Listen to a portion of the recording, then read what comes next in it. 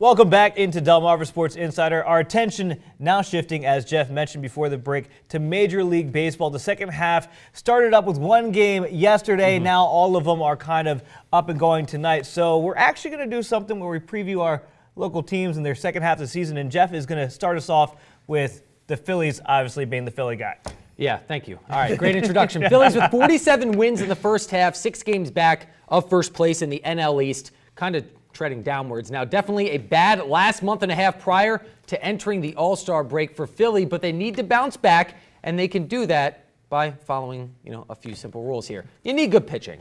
You just do. Aaron Nola needs to find his form. Solid starts out of their rotation. Obviously, their bullpen. Hopefully, that helps them with some wins. Middle of the lineup. I think they got a guy for $330 million in the offseason. I'll take $1 million. Bryce Harper.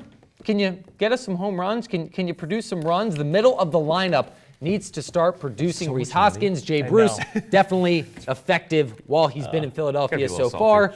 And then our manager, Gabe Kapler, managed this team into the playoffs. We had an okay first half of the year last year. Then we really trailed off. Now we're in a position where we're not out of it just yet, but we need some managing. So can you help us out, please? Yeah. All right. I think he's helping us out because he managed our way to a loss tonight against the Nationals, who I'm going to start talking about right here. All right, ready? Let's start this stopwatch because this is going to be a novel. Ready? This is going to go. You got the stopwatch? Yeah, we're going. So 2 months ago, even a month ago, many people were questioning whether or not we'd be playing meaningful baseball right now. Turns out we are. The only thing better than watching Bryce Harper, or worse, I guess, than watching Bryce Harper walk away is watching the team lose. Quietly, it's fine. But now things are going on. We're starting to play pretty solid baseball. But to stay there and possibly have a shot at the postseason and the division crown, here are 3 big storylines that you're going to have to take a look at. First and foremost, what is manager Davey Martinez going to do with the fully healthy roster?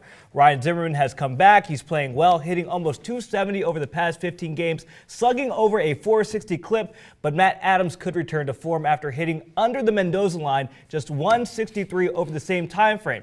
Okay, then we have the dilemma of Howie Kendrick, Mr. Reliable himself, who's stroking an amazing .374 over his last 30 games, and overall on the season, how about .327 for the season? So Davey, if he's smart, he's going to have to find a way to get him at bats either at first base, second base, or in the outfield. All right, number 2. That was just number 1? That was just number 1. Oh, my goodness. These next 2 will come quicker, I hope. Will the bullpen hold up? It's been hot and cold for them all season. They couldn't survive the 7th or 8th innings to get it to do in the 9th.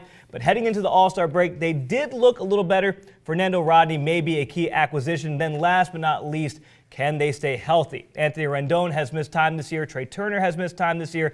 Zim has missed time. He always does. And both Rendon and Max Scherzer skipped appearing in the All-Star game so they could heal up for the second half. So we'll see. A win tonight over the Phillies, which we like.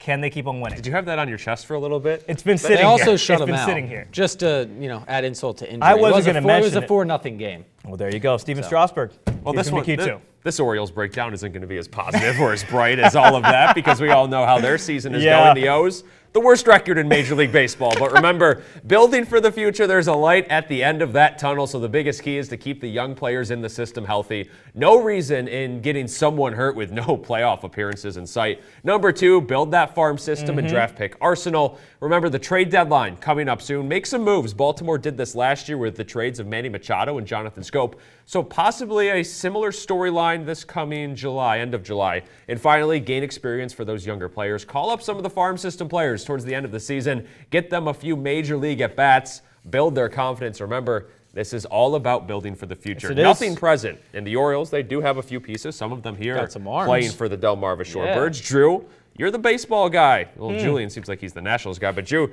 you're the Shorebirds guy. Yes. What potential could you see in Camden Yards soon? Well, soon I think might be kind of the kicker there. But anyway, things are not going the best, as you mentioned. But patience is certainly something most fans are going to need as the rebuild gets going for the Orioles.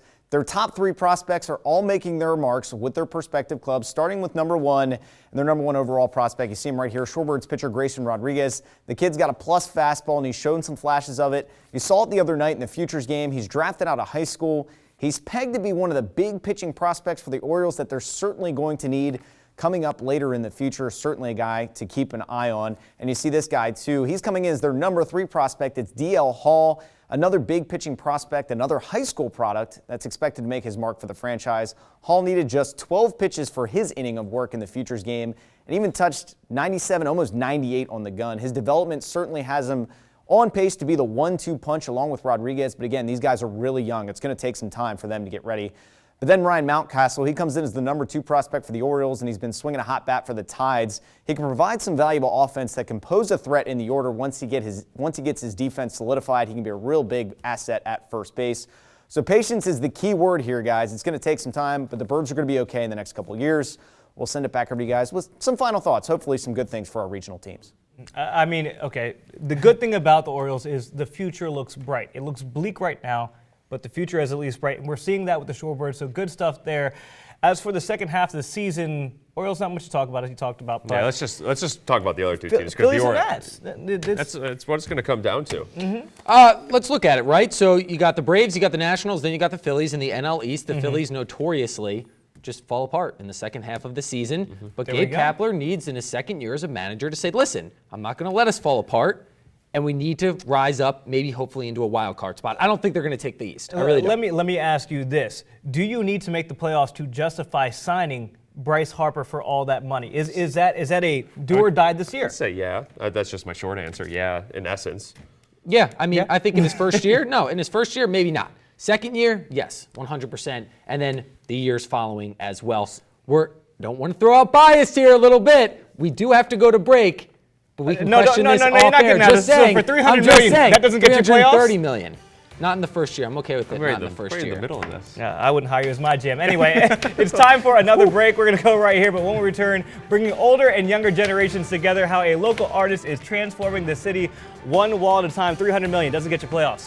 Wow, $330. Hi, my name is Tyler Stanley, and I play baseball for Colonel Richardson High School, and you're watching Delmarva Sports Insider.